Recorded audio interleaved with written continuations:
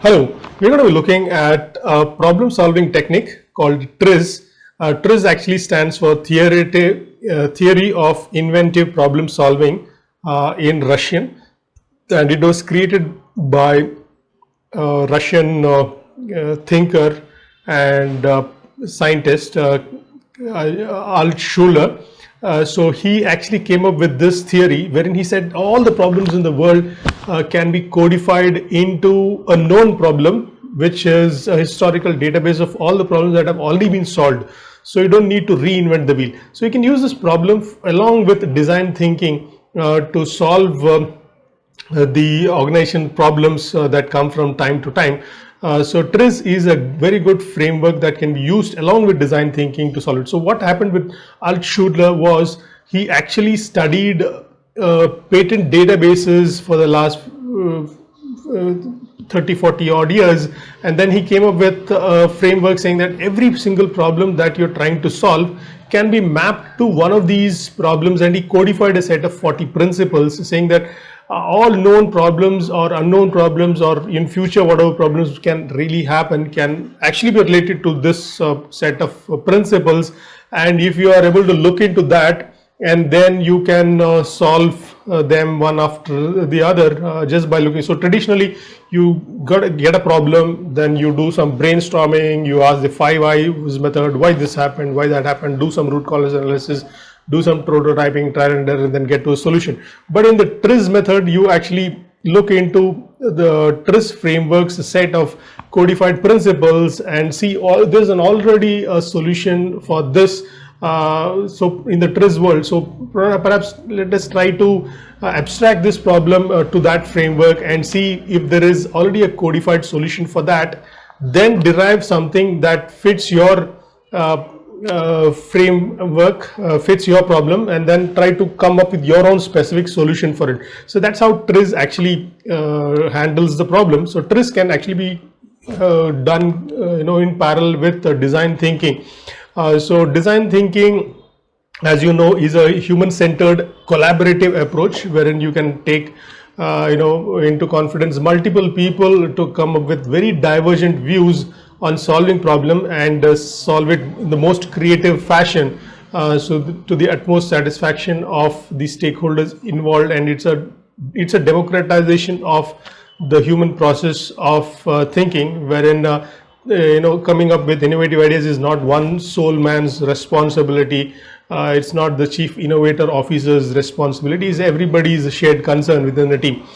So typically, the TRIZ has a concept called contradiction. So when you're trying to solve problems, there could be multiple types of contradictions that can really come. So let us say that you want the software to be highly extensible, and at the same time it should be so user integrable and with the least amount of customization, and you also want it to be maintained with the least amount of man hours spent on it. So on the other extreme, you want it to be very open and extensible for all the APIs in the world. The other extent, you want it to be maintainable by resources with the least amount of man hours being spent. So there are two extremes. So how do you balance these kind of contradictions in them, or in architecture they call it trade-offs. So how do you balance these kind of trade-offs? So similarly, like if your plane is taking off, let us say, and then the plane landing gear that comes into picture when the plane is taking off and when it's landing. So the plane landing gear is required only at those two times. So the rest of the time when it's in flight, it can perhaps be hidden and then have a proper aerodynamic mechanism so that it doesn't cause much friction when it is on traveling. So this is a two contradicting things which are required, of course, but at the same time they need to be handled in such a way using a separation in time. So when it's landing, so there's another principle in TRIZ called separation in time. So when you're landing and takeoff, these things can be hidden and they need not become obvious to getting itself shown. So that is how you could actually handle them. And another example would be when teams are working together. So you have a team who actually needs to take some action, and then you have, let us say, the highest person in the room, like highest paid person in the room, for example, a senior stakeholder, a manager, or somebody in the room. So he could actually obstruct the free flow of ideas and probably call somebody's ideas dumb or whatever it is. So that could actually be counterintuitive to the creative process. So at the same time, he perhaps is required to have a gating, he is required for closing the gating condition on those things. So these are contradicting things. He is required at the same time. He needs to stay aloof enough so that the team can actually have their creative juices flowing.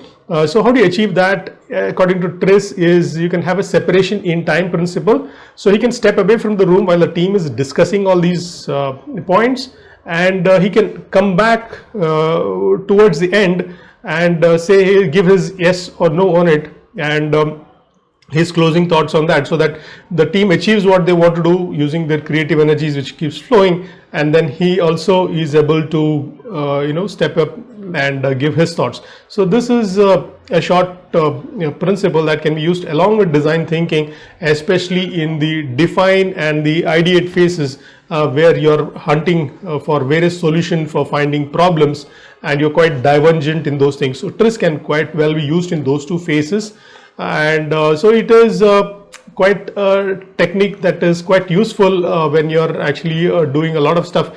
So you could use it to perhaps make coffee. For instance, when you're making coffee, the coffee should be too hot.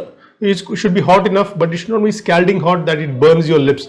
So what is the optimum? So when you're trying to strike an optimum within the trade-offs or within the contradictions in your designs and product as such, the products and solutions, you can use TRIS along with design thinking to get a nice robust product out there, so that you don't reinvent the wheel. Thanks very much for watching.